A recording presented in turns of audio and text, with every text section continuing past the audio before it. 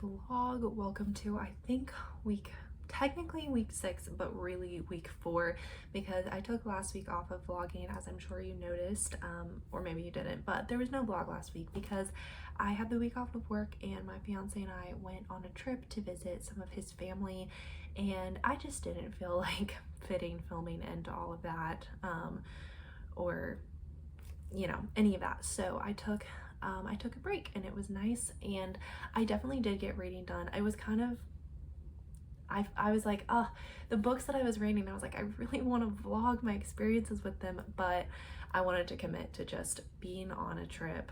Like, I didn't feel like vacation, but just being away from work and life and all of that. So I did it, but I'll give you my thoughts now. So the first book that I read was Project Hail Mary by Andy Weir, and this is a chunker of a book. This book is like 476 pages, which, like, I don't know, it just looks so massive, but I wasn't originally going to read this book. I watched the movie when it came out. I've actually seen it twice now, and I love the movie. But then a couple of other Christian booktubers were talking about it, so I decided to get it out from the library, and it finally came in. So basically the plot of this book is we're following Dr. Ryland Grace. He wakes up out of a coma on a spaceship, and he doesn't know why he's there, but he kind of starts to come to understand that he is there to save the world, and the 2 other astronauts who are on the ship with him have died in their comas. And so we're getting flashbacks to him remembering, like, how he came to be involved with this whole saving the world stuff, because he was a middle school teacher, a science middle school teacher on Earth, and now he's like in this spaceship. And I do not do science fiction. I'm not a science fiction girl. I really enjoyed this book. I gave it 4 stars. There were definitely some things that I would have preferred to be different. There was some mild language. I think just because I approach everything from a Christian worldview, that should not be a surprise to anybody, but just because I do, I saw the way that the gospel could have been presented in this book so many times, and I'm just at the point with my reading life where if I see an avenue for gospel presentation, or I see an avenue for faith to be woven in and it's not, it just disappoints me. And obviously I went into this knowing it was a secular book, but I still like, there was a couple conversations about God, but nothing like super existential. Anyway, I really liked it. I love the movie. They're both masterpieces, and the things that the movie changed were necessary to make it a movie. I think the adaptation was spot on, and I highly recommend both. I recommend the book. I highly recommend the movie. Does that make sense? I hope so. Now, if you've been following the vlogs, you would know that I got a spin in the last vlog for Head in the Clouds by Witemeyer, but it didn't come in because I had to purchase it. I didn't own it yet. It came in towards the end of that vlog. So I started reading it last week, and I'm still reading it now. So that is the current book I'm on. I am less than 100 pages in, and let me just say, the first time I heard about this book, I was like, it sounds cute, but I don't really think I want to read it. But then I was influenced because everyone and their mama on Christian BookTube was talking about it. And so I was like, okay, I'm gonna go ahead and check it out. And I am definitely enjoying it so far. We're following Adelaide, who basically thought that she was gonna marry this guy. Found out he had a husband. That's really embarrassing for him, not for her, because he was leading her on. I mean, this is set in like the 1880s. So basically she's really embarrassed, and I guess probably a little ashamed, although she hasn't really said that. And she ends up getting this job through a newspaper advertisement to be a governess, or like a nanny governess situation for this like rich rancher, and his daughter, who's not like really his daughter, but she is now. It kind of gets explained.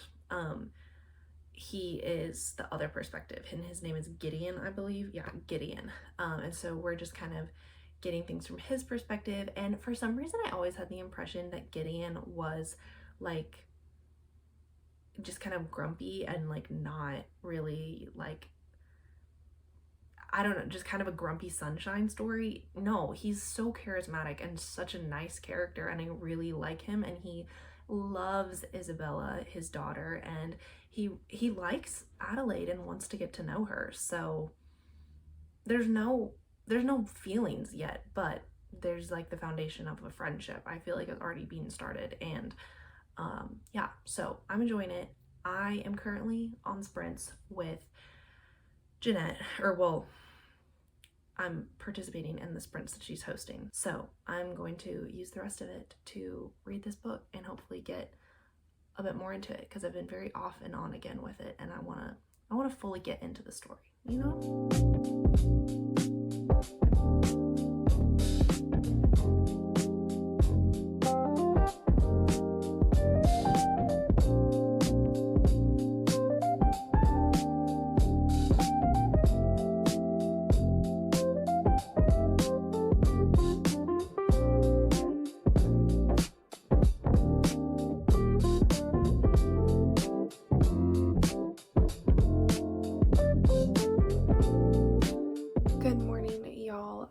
Have gotten a lot farther through Head in the Clouds. I read a fair amount during the reading sprints the other night, and then yesterday, I didn't film anything yesterday, but I got through probably like a little over 100 pages, so I have like maybe 100 left, and this book is so sweet. I really am enjoying it. I totally see why people rave about it and say so many good things. The main character, Adelaide, she is just fun and bubbly, and she reminds me of myself, though I'm probably not as like adventurous as her, but just kind of her personality and like her spunkiness definitely reminds me of myself. And then Gideon, I'm just loving his character. They get along really well. Feelings have definitely entered the picture at this point in the story. They didn't take very long to kind of be like, maybe I'm interested in the other person. Adelaide, basically from the first moment she sees Gideon, is like, oh my goodness, is he my like Prince Charming, basically. But then she does kind of be like, chill, take a chill pill, girl, like, you know, not everybody can be your fairy tale hero. One thing that I also really like about the book is it's not just a straight romance. There's also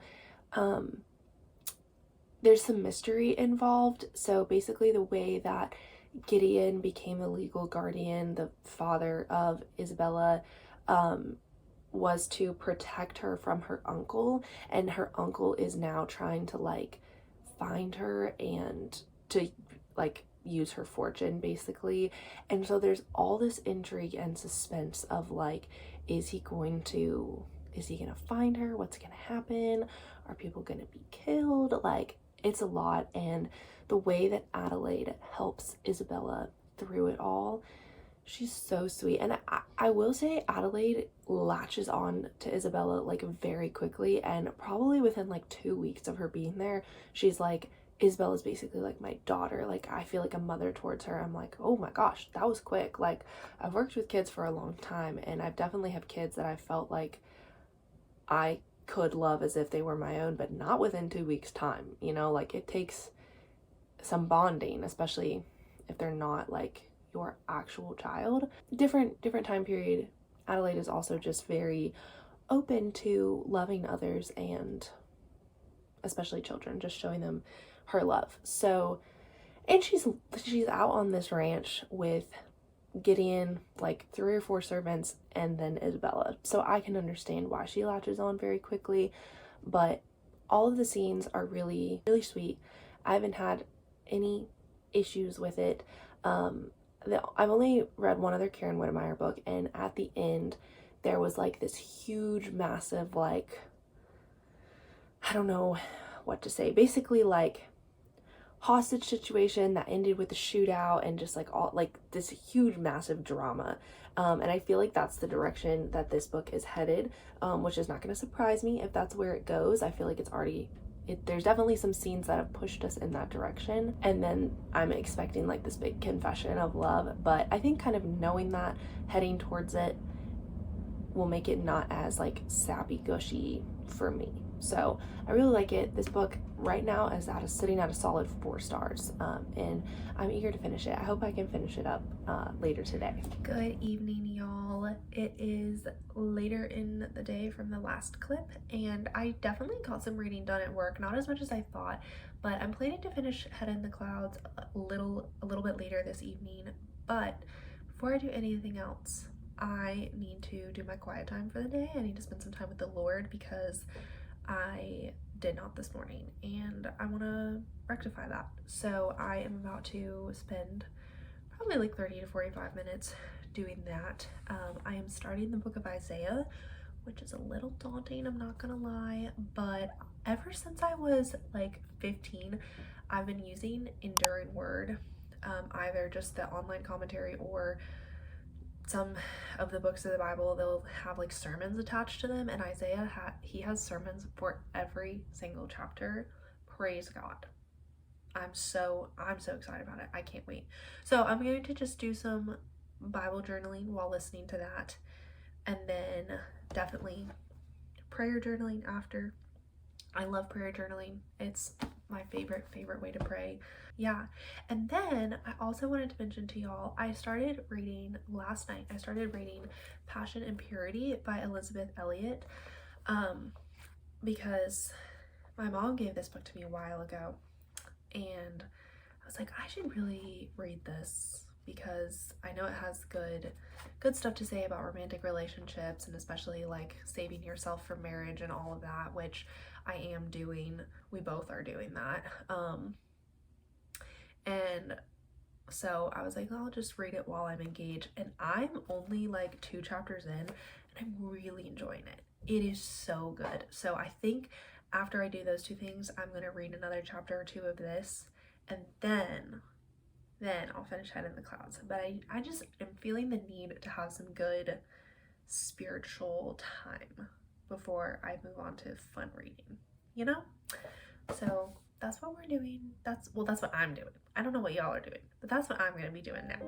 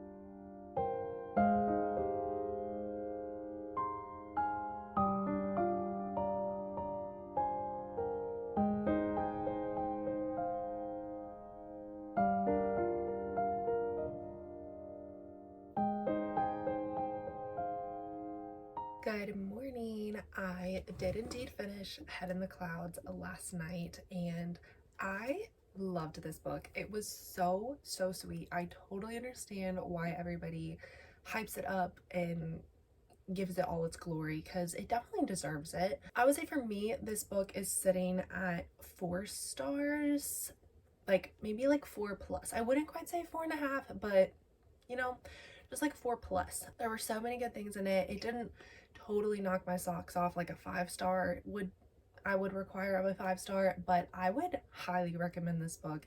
It was very, like, the faith was so good in it, the way that the characters just relied on God. The romance was really sweet, if not a little fast. Definitely the characters did fall in love very quickly, but I think part of that has to do with Adelaide as a character is just more like, she's more prone to just jump into things and immediately be like, yes, like, I love Isabella like a daughter within 2 weeks of having met her. I've fallen in love with Gideon within like a couple weeks of being under his employment, like just all of these things. And then I think Gideon is a bit more measured, but then like once he kind of decides that he is in love with Adelaide, it's like definitely a switch, and he goes from being like, I shouldn't be to like all in on that. And I mean, I guess that's love. That's what love is like for some people. It's just a very like fast-paced, quick thing. So good. I liked this book better than the other Karen Witemeyer book I read.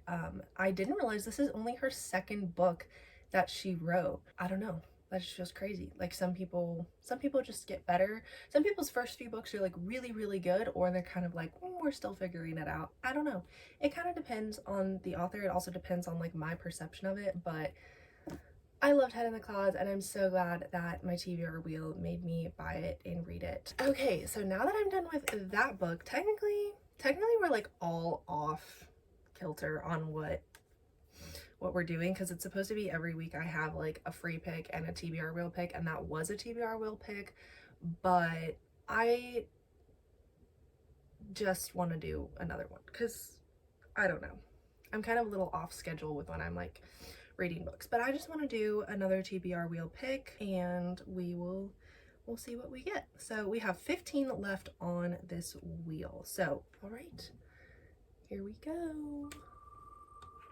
I wonder if it'll land on another blue one, because it's been landing on so much blue. Oh my gosh, it's rigged. I swear it's literally freaking rigged. Ooh, Chasing Shadows. All right, Chasing Shadows is another reread that I want to do. This is by Lynn Austin. I read this book like 4 years ago, and I do remember definitely enjoying it. I think I said really good things about it, but I have basically kind of forgotten what it was about since then, so I put it on my rereads list. And yeah, that is what I will be reading starting today. Today is Friday, so I would love to kind of have this book done by Monday-ish. I'm gonna see also if it's on audio, because I'm about to go on a run, and that's the whole reason I was doing this now, is because I'm about to go on a run and I want to listen to an audiobook while I do that. All right, that is the, I think, 5th or 6th TBR wheel pick that I've had. But yeah, I'm gonna go ahead and start this one now. Hey y'all, it has been a couple of days since I've checked in. I had a way busy weekend, and I basically got no reading done, but it is now Monday, and I was able to read a lot at work today, so I'm grateful for that, but I'm definitely not as far through Chasing Shadows as I thought I would be. So I'm gonna go ahead and extend this vlog through tomorrow so that I can maybe get through like half of the book before I wrap it up, like wrap the vlog up. But yeah, it's just been a season of many months of just a lot going on, and I'm looking forward to everything just slowing down. It's been a good season of life. It's been great just being engaged in wedding planning and all of the excitement that goes with that. And I've had 2 of my best friends from college, they've also been engaged and gotten married recently, so it's just been a lot. But I'm looking forward to it all kind of calming down. My fiance and I were talking about this weekend, and we were just like, we need to not have like a crazy weekend, and we're probably not going to get that until we're married, but that's all right. So anyway, that was just kind of like a side note. But Chasing Shadows, I have gotten 101 pages through it, and I definitely am remembering more like as I'm continuing to read it, but there's still a lot of things that I didn't fully remember. So we're following 3 main characters. We're following Lena, who is a middle-aged woman in the Netherlands, and her husband has basically like enlisted in the military, and she is left to tend to the farm and her children without him. And we know, because of the prologue, we know that she gets involved in like resistance work and hiding Jews and stuff, but that hasn't come into play quite yet. And then another perspective is her daughter Ons, and Ons has moved from their small town farm life to Leiden, which is a big city, and she is basically a companion for this woman who has like they don't call it depression, they call it melancholia. But it's basically like depression, and now that the war has started, it's kind of like triggered that. And so she's like a companion to her, or Ons is a companion to this woman. And then the third perspective is Miriam, and we are following Miriam as she and her father have fled Germany, like literally right before the war starts, and they flee to the Netherlands, and they end up meeting Ons and the family that she is like staying with, and that family helps Miriam and her father like find a home and everything. So that's kind of how the characters have like connected a little bit. It is taking a while for the story to get going. I'm really hoping within the next like 50 pages the story actually starts to get going, because we just haven't had a lot of action. We've had a lot of like just exposition and laying out like, okay, this is where the story is going, this is what's happening type of thing. And I'm ready to really dive into the plot. But I am enjoying it. I really like the writing style. I really like the characters. And Ons and Miriam are young women, so they're very relatable to me. And I also like Lena's story. Like, all the characters feel very believable, and I'm connecting with them. So yeah, I'm just looking forward to the plot taking off a little more. But I am gonna go hopefully read a good chunk of this before I go to bed tonight, and then another good chunk tomorrow, and then we can chat more. Hey y'all, I have read quite a bit more of Chasing Shadows. I probably will finish it today, maybe tomorrow. So I'm definitely not like fully done with it yet, obviously. But the story is really progressing, and I'm enjoying where things are going.